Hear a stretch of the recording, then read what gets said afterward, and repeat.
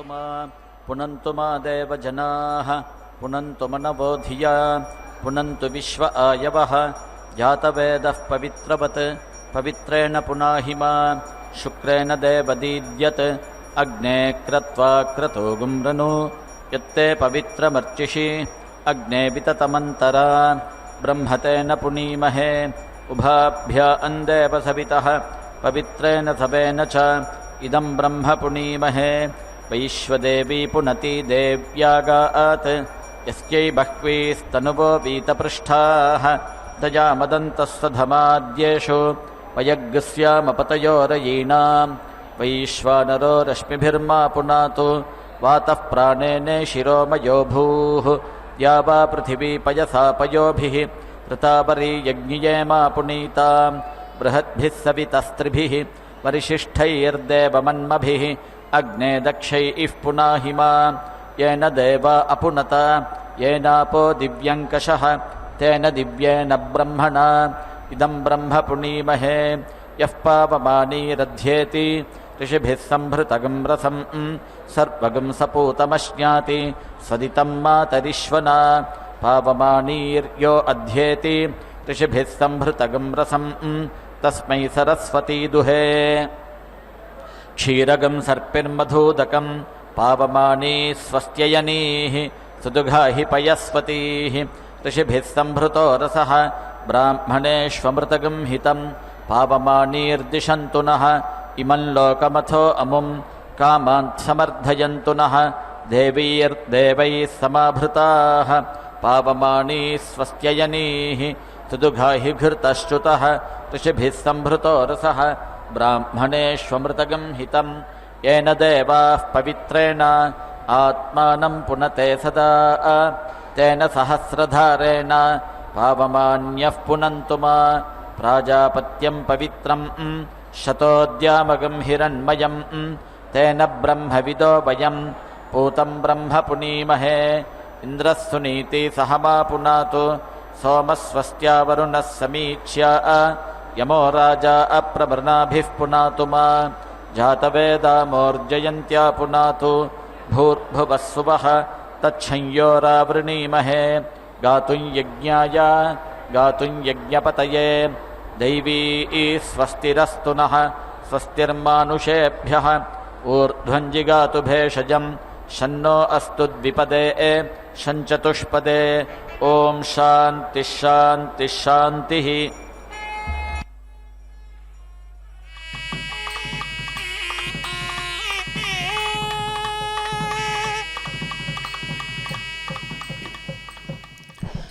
ఓం నమో భగవత్యై పద్మకన్యకాయై నమో నమః. శుభోదయం. చక్కని క్రోధినామ సంవత్సరం దక్షిణాయనం శరదృతు కార్తీక మాస శుక్లపక్షంలో చతుర్దశి తిథిపూర్వకంగా సాగుతూ పూర్ణిమలోనికి ప్రవేశించేటువంటి శుభక్షణాలలో అదిగో అమ్మవారు అద్భుతమైనటువంటి దివ్య మంత్రమూర్తి మాతృమూర్తిగా శృంగారమూర్తిగా సాక్షాత్తు భగవాను యొక్క హృదయ ఆకాశంలో విహరించేటువంటి శక్తి స్వరూపిణిగా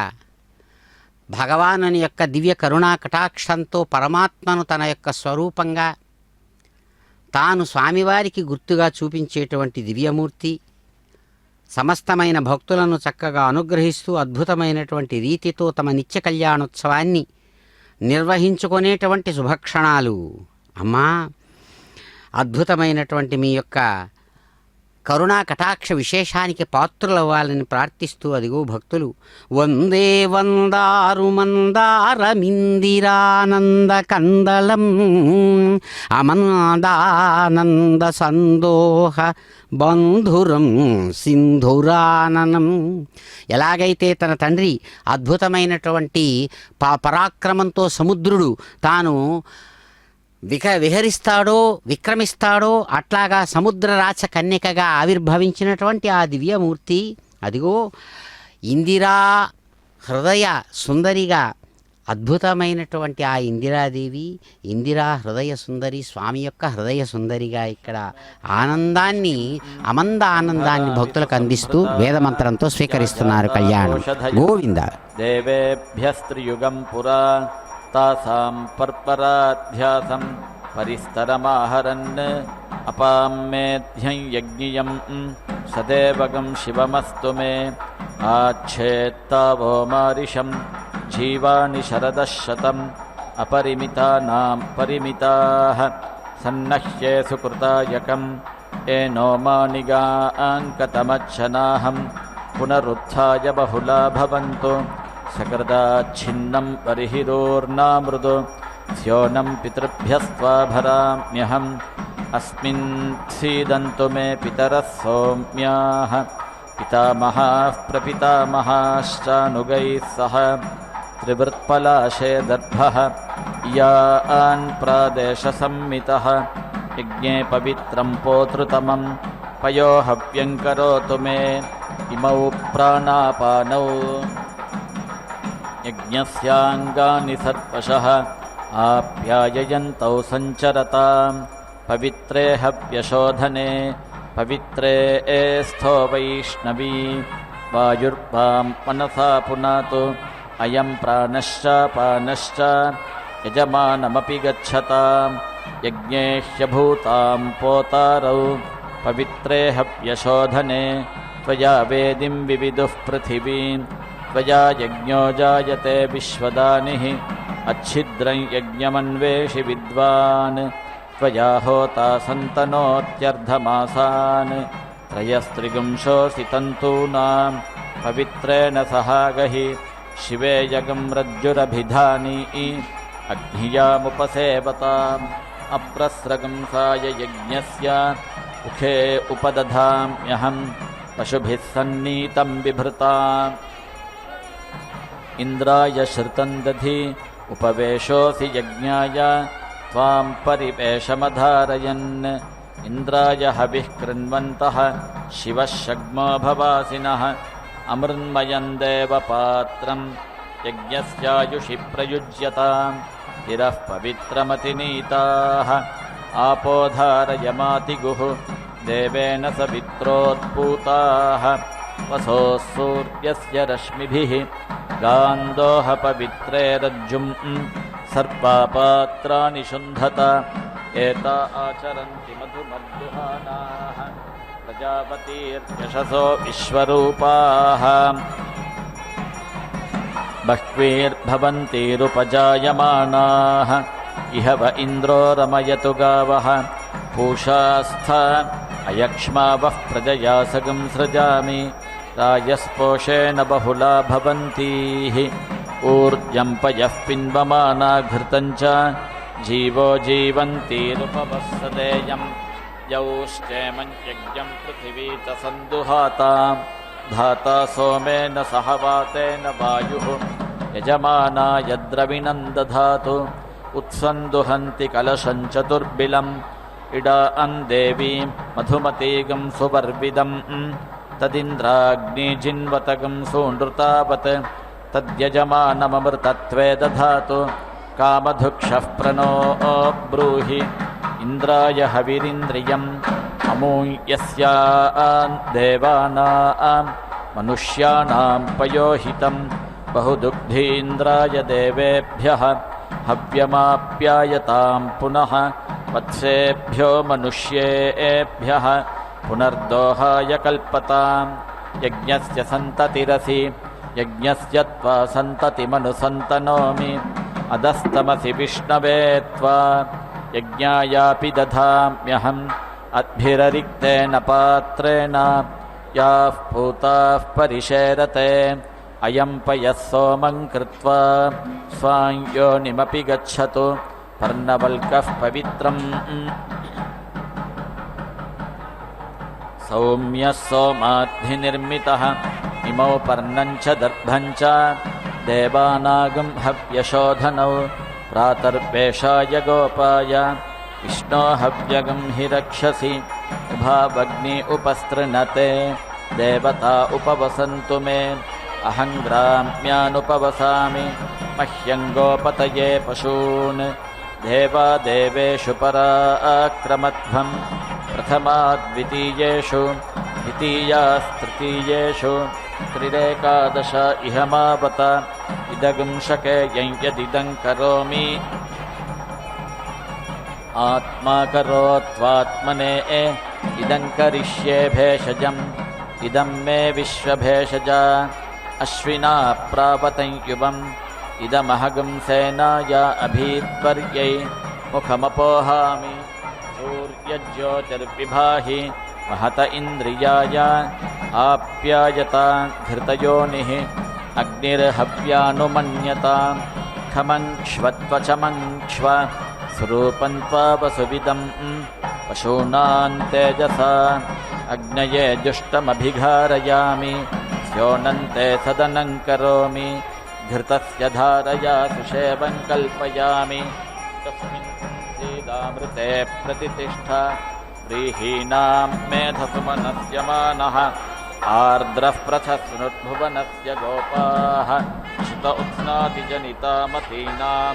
यस्त आत्मा पशुषु प्रविष्टः देवानां विष्ठामनुयो वितस्थे आत्मन्वान् सोमघृतवानिः भूत्वा देवान् गच्छ सुवर्विन्द यजमानाय मह्यम् इराभूतिः पृथिव्यैरसोमोत्क्रमीत् देवाः पितरः पितरो देवाः योऽहमस्मि ससनियजे यस्यास्मि न तमन्तरेमि त्वम् इष्टग् स्वं दत्तं स्वं पूर्तग् स्वग् श्रान्तं स्वगं भूतं तस्य मेऽग्निरुपद्रष्टा वायुरुपश्रोता आदित्योऽनुख्याता यौः पिता पृथिवी माता प्रजापतिर्बन्धुः य एवास्मि ससनियजे मा भेर्मा संविक्था मा त्वाहि गुंसिषं मा ते तेजोपक्रमीत् भरतमुद्धरे मनुषिञ्च अवदानानि ते प्रत्यवदास्यामि नमस्ते अस्तु माहि गुंसीः यदवदानानि ते वद्यन् विलोमाकारुषमात्मनः आज्येन प्रत्यनज्म्येन तत्त आप्यायतां पुनः अज्यायो यवमात्रात्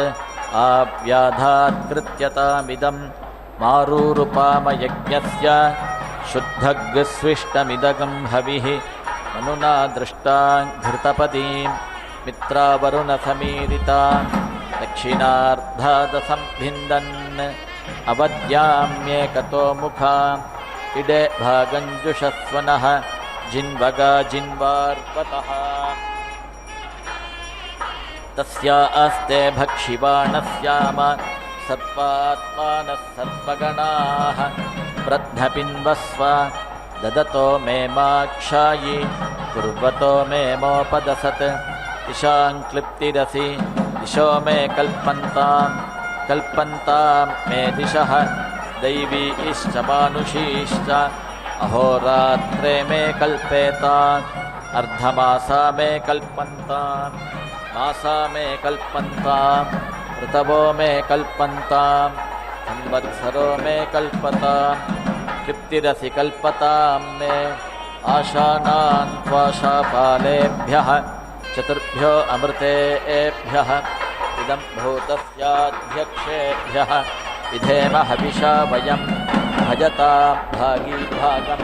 मा भागो भक्त इरभागं भजामः अपस्मिन्वा ओषधीर्जिन्वा विपात्पाहि चतुष्पादवा दिवो वृष्टिमेरय ब्राह्मणानामिदगं हविः सौम्यानागं सोमपीथिना निर्भक्तो ब्राह्मणः ब्राह्मणस्यास्ति समन्तां बर्हिर्हविषा घृतेन समादि अमिन्द्रेण विश्वेभिर्देवेभिरन्ता दिव्यन्नभो गच्छतु यत्स्वाहा इन्द्राणीवा विधवा भूयासम् अदितिरिव सुपुत्रा अस्थूरित्वा गार्हपत्या उपनिषदे सुप्रजास्त्वाय सम्पत्नीपत्या सुकृतेन गच्छताम् यज्ञस्य युक्तौ धुर्या बभूताम् सञ्जानानौ विजहतामरातीः दिविज्योतिरजरमारभेताम् दशते तनुवो यज्ञयज्ञियाः ताः प्रीणातु यजमानो घृतेन नारिष्ठयोः प्रशिशमीडमानः देवाना दैव्येऽपि यजमानो मृतोऽभूत् यं वा अन्ते वा अकल्पयन् ऊर्जो भागगं शतक्रतो एतद्वान्तेन प्रीणानि तेन तृप्यतमगं हहौ अहं देवानागं सुकृतामस्मि लोके ममेदमिष्टन्न मिथुर्भवाति अहं नारिष्ठावनुयजामि विद्वान् यदा अभ्यामिन्द्रो अदधात् भागधेयम् अदारथर्भवत देव सोम अस्मिन् यज्ञे मरुतो मृडतानः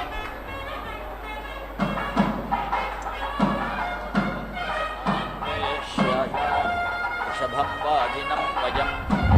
प्रवासंयजामहे सनोदोहतागं सुवीर्यं राजस्पोषगं सहस्रिणं प्राणाय सुराधसे पूर्णमासाय स्वाहा अमावास्या सुभगा सुषेवा धेनुरिव भूय आप्यायमाना सानोदोहतागं वीर्यं राजस्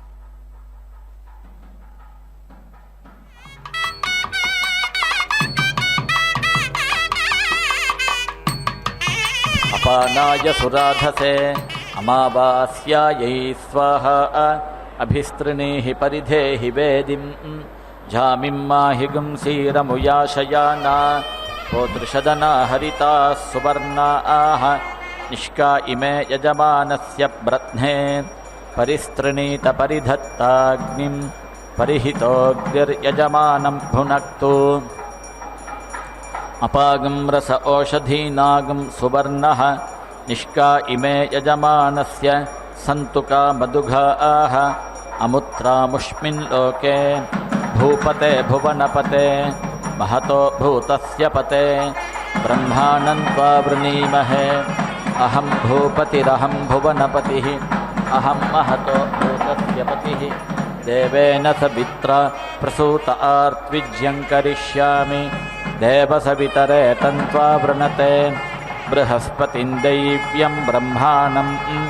तदहं मनसे प्रब्रवीमि मनो गायत्र्यै गायत्री त्रिष्टुभे त्रिष्टुब्जगत्यै जगत्यनुष्टुभे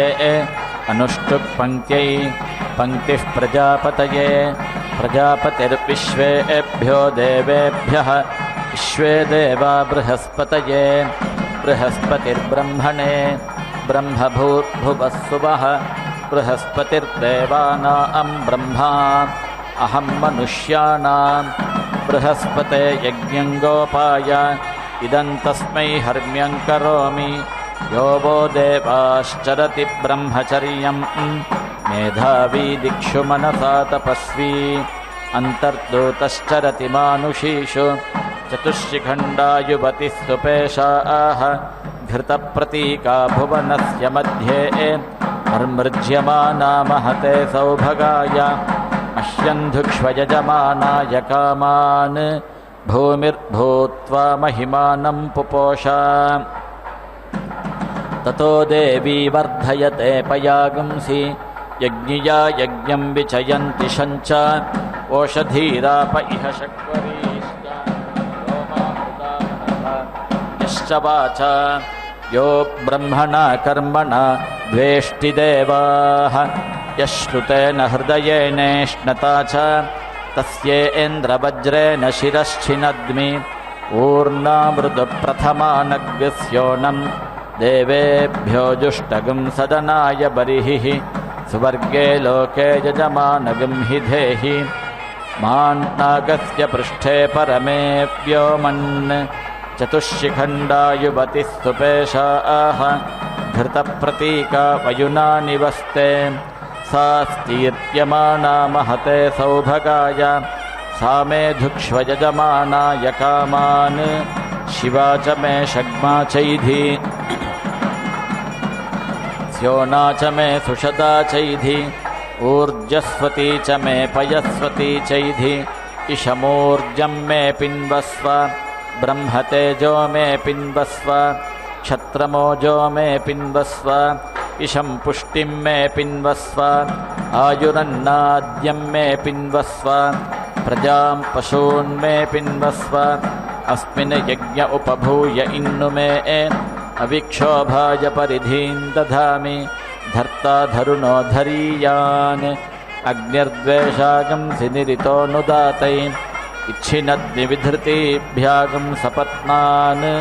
जातान् भ्रातृव्यान् ये च जनिष्यमाणाः इशो यन्त्राभ्याम् इधमाम्येनान् अहग्स्वानामुत्तमोऽसानि देवाः इशो यन्त्रेऽनुदमाने अरातिम् विश्वं पाप्मानममतिं दुर्मरायुं सीदन्ती देवी सुकृतस्य लोके धृती इस्थो विधृती स्वधृती प्राणान् मयि धारयतं प्रजां मयि धारयतं पशून् मयि धारयतम् अयं प्रस्तर उभयस्य धर्ता धर्ता प्रयाजानामुतानुयाजानां सदाधारसमिधो विश्वरूपाः तस्मिन् सृचो अध्यासादयामि आरोहपथो जुहुदे भयानान् यत्र ऋषयः प्रथमजाये पुराणाः हिरण्यपक्षाजिरासंहृताङ्गा अहासिमा सुकृतां यत्र लोकाः अवाहं बाध उपभृता सपत्नान् जातान् भ्रातृव्यान् ये च जनिष्यमाणाः दोहै यज्ञगं सुदुघामिव धेनुम् अहमुत्तरो भूयासम् अधरे मत्सपत्नाः यो मा वाचा मनसा दुर्मरायुः हृदारातीयादभिदासदग्ने इदमस्य चित्तमधरं ध्रुवायाः अहमुत्तरो भूयासम् अधरे मत्सपत्नाः ऋषभोऽसि शाक्वरः घृताचीनागुं सूनुः प्रियेण नाम्ना प्रिये सदसि सीद स्यो नो मे सीद सुषदः पृथिव्यां प्रथयि प्रजया पशुभिः सुवर्गे लोके दिवि सीद पृथिव्यामन्तरिक्षे अहमुत्तरो भूयासम् अधरे मत्सपत्नाः यज्ञस्थालीघृतस्य पूर्णा अच्छिन्नपया शतधार उत्सः मारुतेन शर्मणा दैव्येन यज्ञोऽसि सर्वतः श्रितः सर्वतो मा भूतं भविष्यच्छ्रयताम् शतं मे सन्त्वाशिषः सहस्रं मे सन्तु सूनृताः इरावतीः पशुमतीः प्रजापतिरसि सर्वतः श्रितः सर्वतो मा भूतं भविष्यच्छ्रयताम् शतं मे सन्त्वाशिषः सहस्रं मे सन्तु सूनृताः इरावतीः पशुमतीः इदमिन्द्रियममृतं वीर्यम् अनेनेन्द्राय पशवो चिकित्सन् तेन देवा अवतोपमाम् इहेशमूर्जं यशः सह ओजः सनेयं श्रुतं मयि श्रयतां यत्पृथिवीमचरत्तत्प्रविष्टं येनासिञ्छद्बलमिन्द्रे प्रजापतिः इदं तच्छुक्रं मधुवाजिनीवत् येनोपरिष्टा दधिनोन्महेन्द्रं दधिमान् धिनोतु अयं वेदः पृथिवीमन्वविन्दत् गुहासतीं गहने गह्वरेषु सविन्दतु यजमानाय लोकम् अच्छिद्रं यज्ञं भूरि कर्मा करोतु अयं यज्ञः समसदद्धविष्मान् रचासां न यजुषा देवताभिः तेन लोकान् सूर्यवतो जयेम इन्द्रस्य सख्यममृतत्वमस्यां यो नः कनीय इह कामयातै अस्मिन् यज्ञे यजमानाय मह्यम् अपतमिन्द्राग्निभुवनान् उदेताम् अहं प्रजां वीरवतीं विदेय अग्ने वाजजित् वाजन्त्वा सरिष्यन्तं वाजञ्जेष्यन्तं वाजिनं वाजजितं वाजजित्यायै सम्मार्ज्मि अग्निमन्नादमन्नाद्याय उपहूतो द्यौः पिता उपमाद्यौः पिता ह्वयताम् अग्निराग्निध्रात् आयुषे वर्त्यसे जीवात्वै पुण्याय उपहूता पृथिवी माता उपमां माता पृथिवी ह्वयताम् अग्निराग्निध्रात्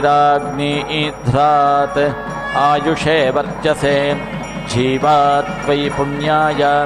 मनो ज्योतिर्जुषतामाज्यम् विच्छिन्नै यज्ञगं समिमं दधातु बृहस्पतिस्तनुतामिमन्नः विश्वे देवा इह मादयन्तां यन्ते अग्न आवृश्चामि अहं वा क्षिपितश्चरन्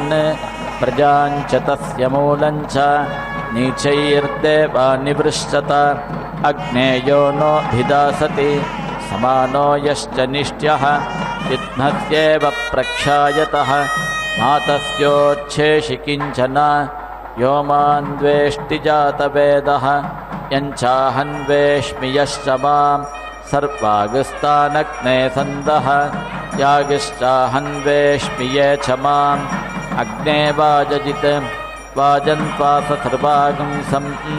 वाजञ्जिविवागंसं वाजिनं वाजजितं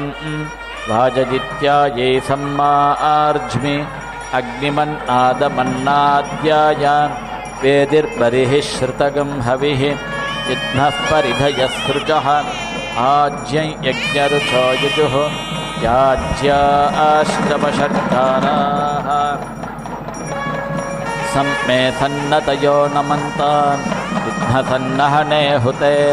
दिवः खीलोपततः पृथिव्या अध्युत्थितः तेन सहस्रकाण्डेन विशन्तगं शोचयामसि विशन्मे बहुशोचतु ओषधेमो अहगं शुचं यज्ञ नमस्ते यज्ञ नमो नमश्च ते यज्ञ शिवेन मे सन्तिष्ठस्व स्योनेन मे सन्तिष्ठस्व सुभूतेन मे सन्तिष्ठस्व ब्रह्मवर्चसेन मे सन्तिष्ठस्व यज्ञस्यर्धिमनुसन्तिष्ठस्व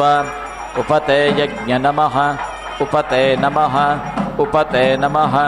त्रिष्फलीक्रियमाणानां योऽन्यङ्गो अवशिष्यते रक्षसां भागधेयम् आपस्तत्प्रवहतादितः उलूखले मुसले यच्चशूर्वे आशिश्लेषदृशदि यत्कपाले अवपृषो विपृषः संयजामि विश्वे देवा हविरिदञ्जुषन्तां यज्ञेया विपृषः सन्ति बह्वीः अग्नौ ताः सर्वाः स्विष्टाः सुहुता जुहोमि उद्यन्नद्यमित्रमहः सपत्ना अन्मे अनीनशः दिवैनान् विद्युता जहि निम्राचन्नधरान् कृधि उद्यन्नद्य विनो भजा पिता पुत्रेभ्यो यथा दीर्घायुत्वस्य हेशिषे तस्य नो देहि सूर्य उद्यन्नद्यमित्रमहः आरोहन्नुत्तरान् दिवं हृद्रोगं मम सूर्य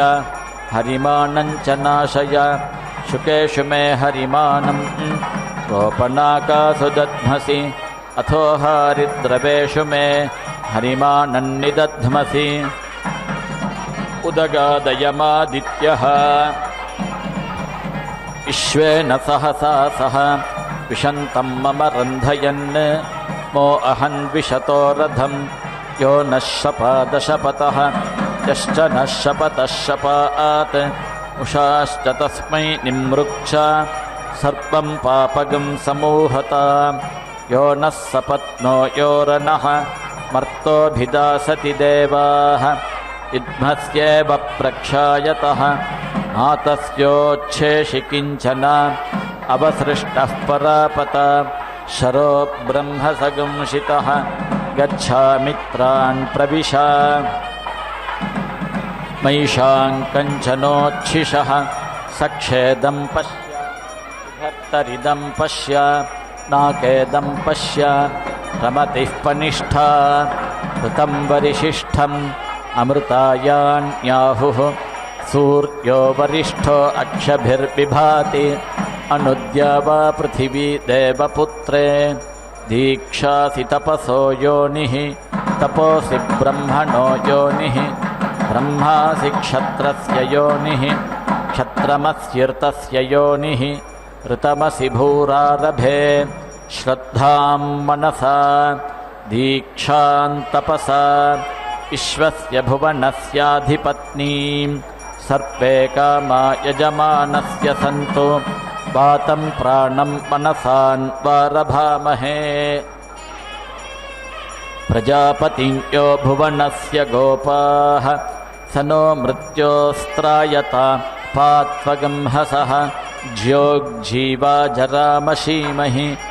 इन्द्रशाक्वरगायत्रीं प्रपद्ये तान्ते युनज्मि इन्द्रशाक्वरत्रिष्टुभं प्रपद्ये तान्ते युनज्मि इन्द्रशाक्वरजगतीं प्रपद्ये तान्ते युनज्मि इन्द्रशाक्वरानुष्टुभं प्रपद्ये तान्ते युनज्मि इन्द्रशाक्वरपङ्क्तिं प्रपद्ये तान्ते युनज्मि आहं दीक्षामरुहमृतस्य पत्नीं गायत्रेण छन्दसा ब्रह्मणा च ऋतगुं सत्ये धायि सत्यमृते धायि ऋतं च मे सत्यं च भूतां ज्योतिरभूपगं सुवरगमम् सुवर्गं लोकन्नाकस्य पृष्ठं ब्रध्नस्य पिष्टपमगमं पृथिवी दीक्षा तयाग्निर्दीक्षया दीक्षितः ययाग्निर्दीक्षया दीक्षितः तया आत्वा दीक्षया दीक्षयामि अन्तरिक्षं दीक्षा तया वायुर्दीक्षया दीक्षितः यया वायुर्दीक्षया दीक्षितः तया आत्वा दीक्षया द्यौर्दीक्षा तयादित्यो दीक्षया दीक्षितः ययादित्यो दीक्षया दीक्षितः तया आत्वा दीक्षया दीक्षयामि दिशो दीक्षा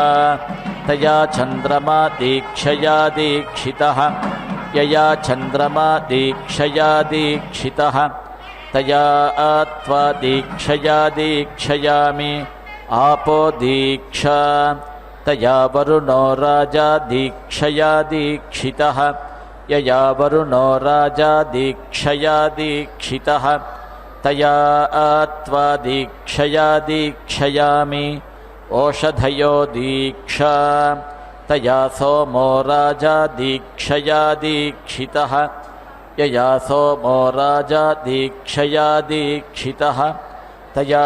आत्वा दीक्षया दीक्षयामि वाग्दीक्षा तया प्राणो दीक्षया दीक्षितः यया प्राणो दीक्षया दीक्षितः तया आत्वा दीक्षया दीक्षयामि पृथिवी त्वा दीक्षमाणमनुदीक्षताम् अन्तरिक्षं त्वा दीक्षमाणमनुदीक्षताम्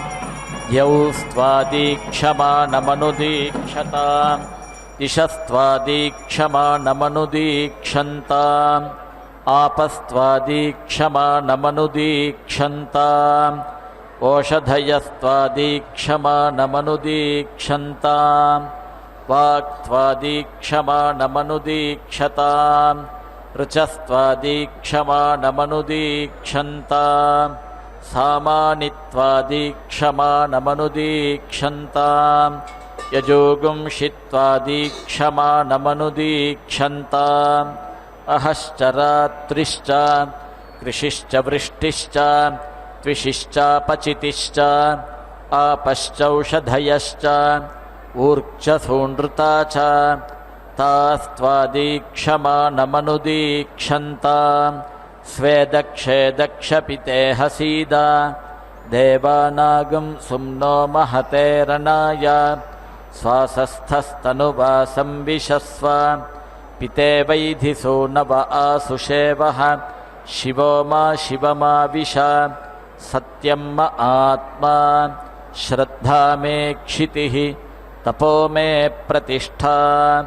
सवितृप्रसूता मा दिशो दीक्षयन्तु सत्यमस्मि अहं त्वदस्मि मदसि त्वमेतत् ममासि योनिस्तव योनिरस्मि ममैव सन्वह हव्यान्यग्ने पुत्रः पित्रे लोककृज्जातवेदः आजुह्वानः सुप्रतीकः पुरस्तात् अग्ने स्वाञ्योनिमासीदसाध्या अस्मिन् सधस्थे अध्युत्तरस्मिन् विश्वे देवा यजमानश्च सीदत एकमिषे विष्णुस्त्वान्वेतु द्वे ऊर्जे विष्णुस्त्वान्वेतु त्रीणि व्रताय विष्णुस्त्वान्वेतु चत्वारि मायो भवाय विष्णुस्त्वान्वेतु पञ्च पशुभ्यो विष्णुस्त्वान्वेतु षड्रायस्पोषाय विष्णुस्त्वान्वेतु सप्त सप्तभ्यो होत्राभ्यो विष्णुस्त्वान्वेतु सखाय सप्तपदा अभूमा सख्यन्ते गमेयं सख्यात्ते मायोषं सख्यान्मे मायोष्ठाः सासि सुब्रह्मण्ये तस्यास्ते पृथिवीपादः सासि सुब्रह्मण्ये तस्यास्तेऽन्तरिक्षं पादः सासि सुब्रह्मण्ये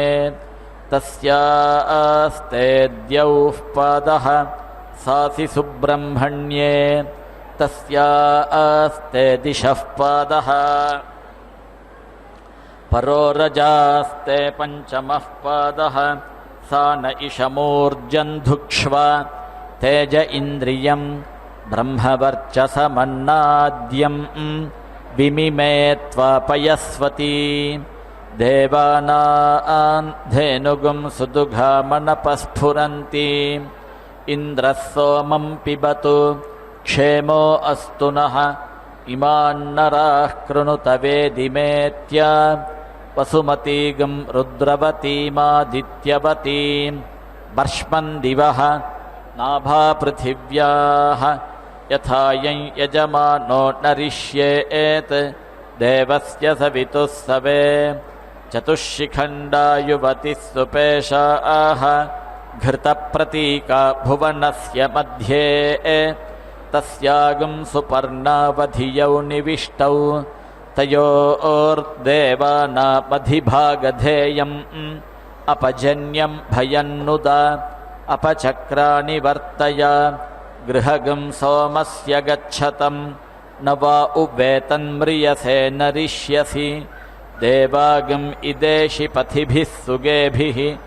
यत्र यन्ति सुकृतो नापि दुष्कृतः तत्र त्वादेवः सविता दधातु यदस्य पारे रजसः शुक्रं ज्योतिरजायत तन्नः पर्षदति द्विषः अग्ने वैश्वानरः स्वाहा यस्माद्भीषावाशिष्ठाः ततो नो अभयं कृधि प्रजाभ्यः सर्पाभ्यो मृडा नमो रुद्राय मीढुषे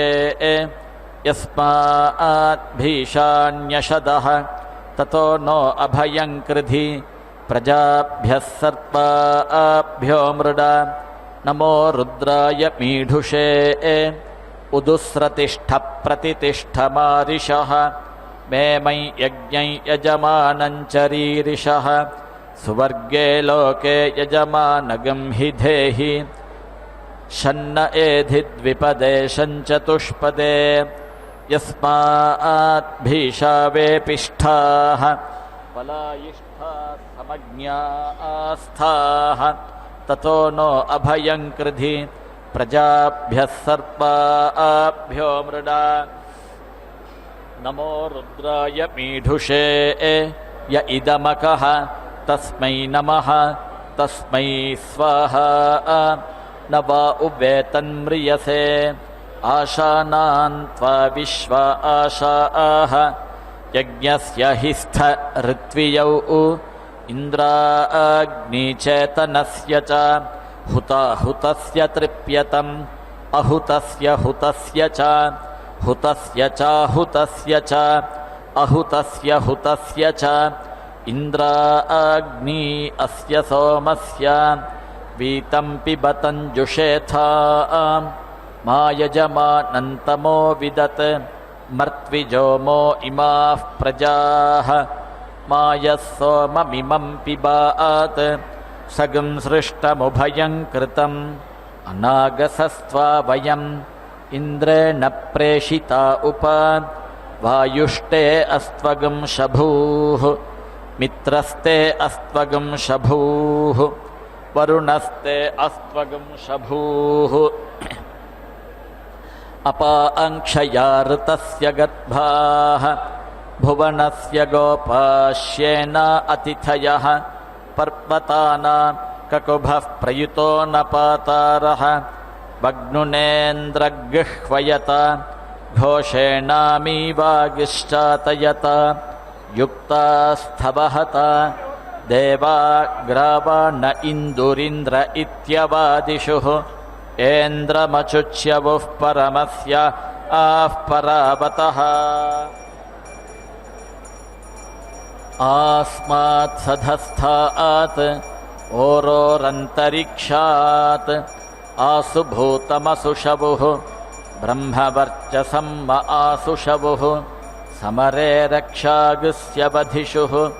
अपहतं ब्रह्मज्यस्य वाक्चत्वा मनश्च श्रीणीताम् प्राणश्चत्वा पानश्च श्रीणीताम् चक्षुश्चत्वा श्रोत्रञ्च श्रीणीताम् दक्षश्चत्वा बलञ्च श्रीणीताम् ओजश्चत्वा सहश्च श्रीणीताम्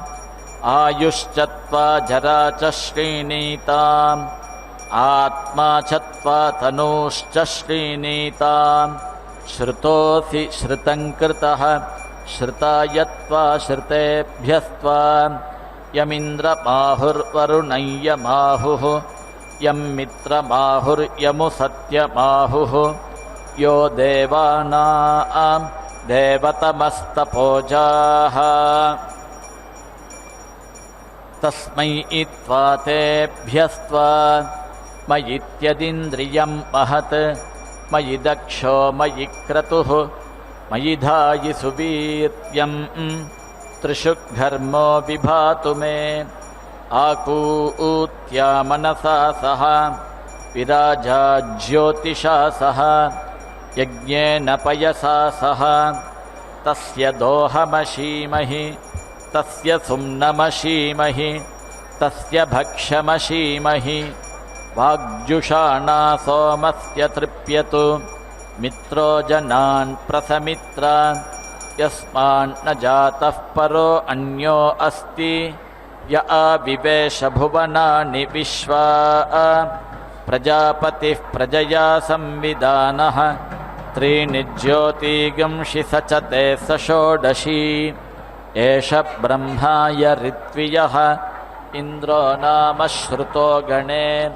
प्रते महे विदथे शगंसि शगं हरिः य ऋत्वियः प्रते वन्वे वनुषो हर्यतं मदम् इन्द्रो नाम घृतन्नयः हरिभिश्चारुषेचते श्रुतो गण आस्वादिशन्तु हरिवत्संविदः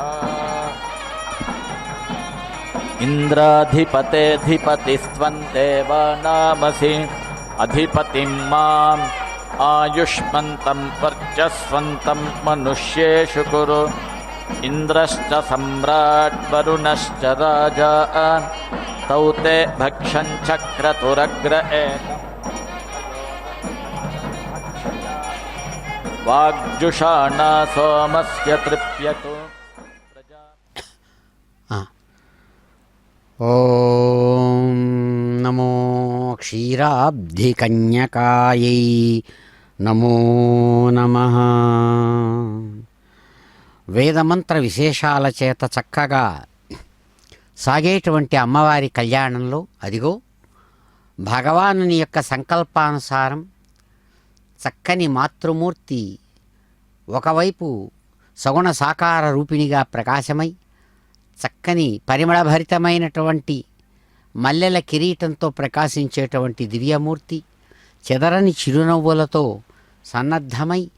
అదిగో సాంకేతికంగా మాంగళ్య రూపంలో ప్రత్యక్షమై అనుగ్రహిస్తున్నటువంటి శుభక్షణాలు. బాహ్వంతరే మధుజితశ్రిత కౌస్తుభేయా హారావళీవ హరినీలమయీ విభాతి కామప్రదా భగవతోపి కటాక్షమాలా కళ్యాణమావహతు మే కమలాలయాయ. అందమైనటువంటి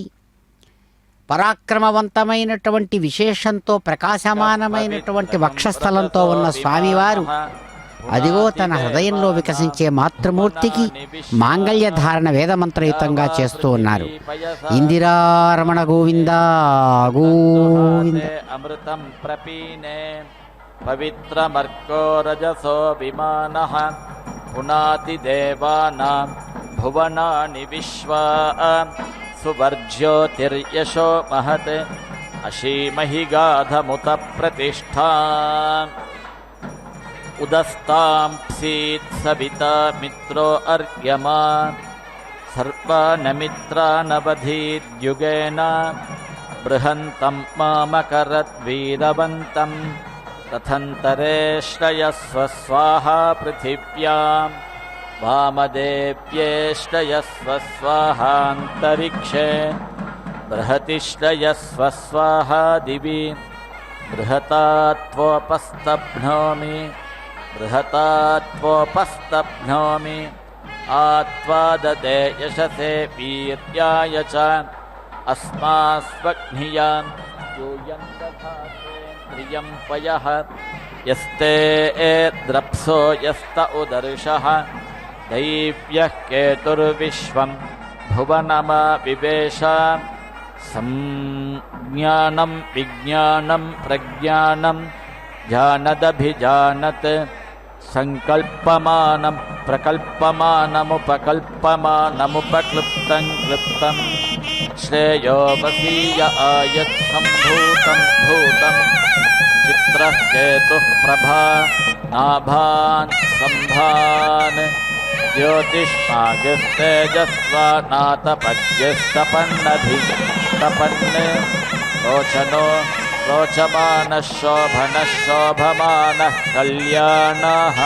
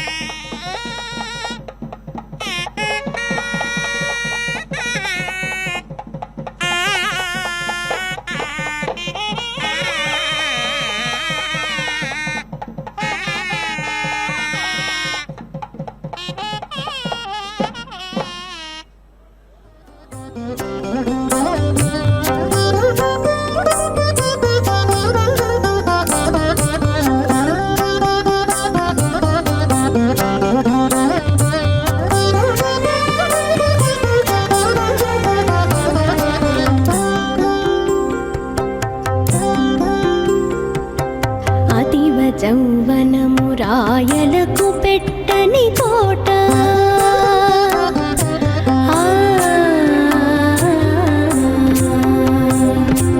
అతివ చౌవనము రాయలకు పెట్టని కోట పతి మదన సుఖ రాజ్య భారంబు నిలుప పతి మదన సుఖ రాజ్య భారంబు నిలుప అతివ చౌవనము రాయలకు పెట్టని కోట అతి మదన సుఖ రాజ్య భారంబు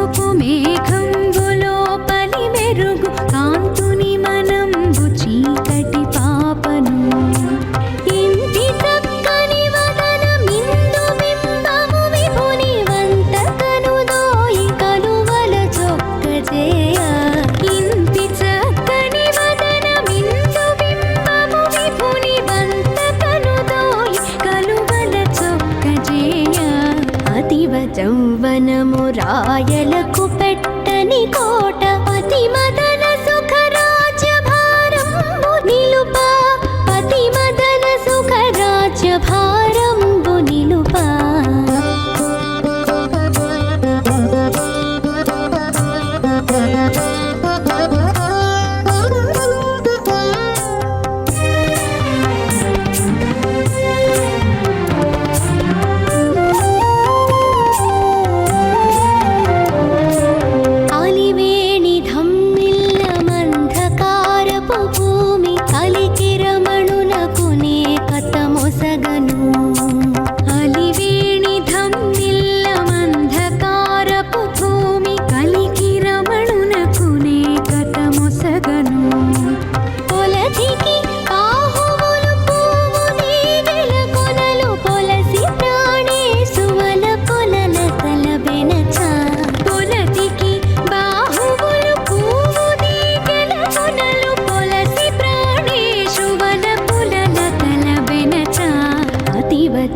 వనము రాయలకు పెట్టని కోట పతి మదన సుఖ రాజ్య భారంబు నిలుపా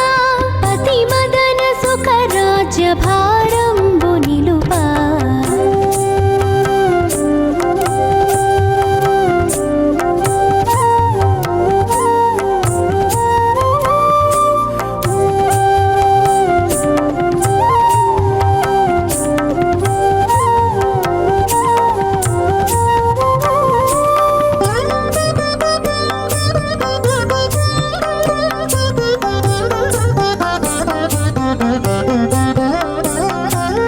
పంకజానన రూపు బంగారులో నిక్కు వెంకటేశ్వరు సిరులు వెదజల్లగా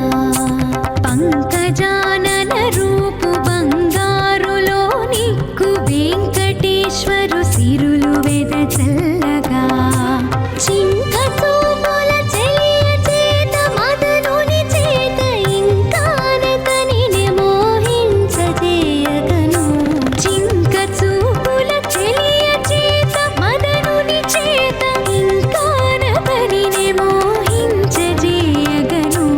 అతివ చౌవనము రాయలకు పెట్టని కోట అతి మదన సుఖ రాజ్య భారం ప్రజాపతేర్వర్తనిమనువర్తస్వ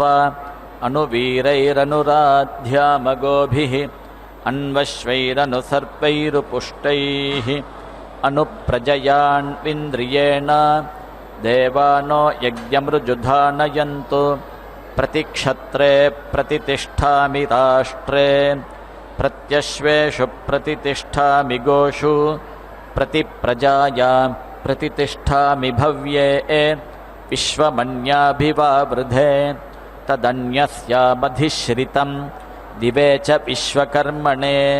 పృథివ్యై చాకరన్నమః అస్కాంద్యౌః పృథివీం అస్కానృషభో యువాగాః స్కన్నే మా విశ్వా భువనా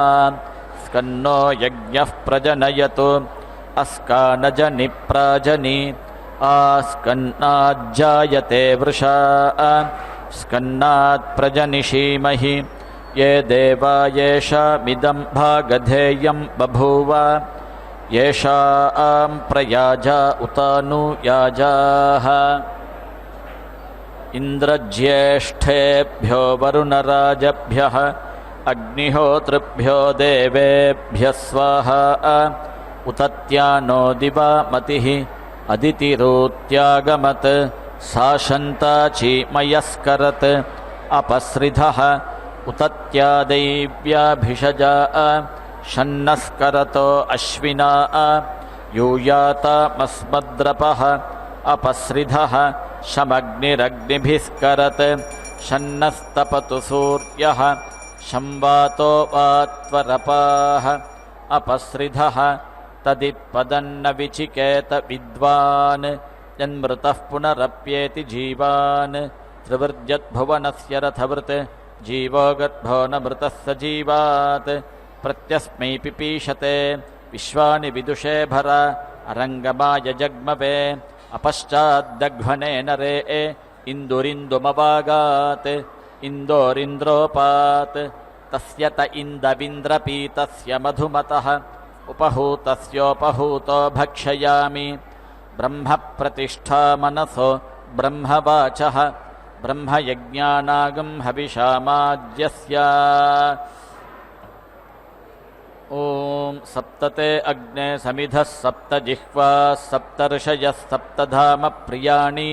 सप्तहोत्राः सप्तधात्वा यजन्ति सप्तयोनिरापृणस्वाघृतेन पूर्णाहुतिमुत्तमाञ्जुहोति सर्पं वै पूर्णाहुतिः सर्पमेवाप्नोति अथो इयं वै पूर्णाहुतिः अस्यामेव प्रतितिष्ठति ॐ नारायणाय विद्महे वासुदेवाय धीमहि तन्नो विष्णुः प्रचोदयात् स्वाहा ॐ महादेव्यै च विद्महे विष्णुपत्न्यै च धीमहि तन्नो लक्ष्मीः प्रचोदयात् स्वाहा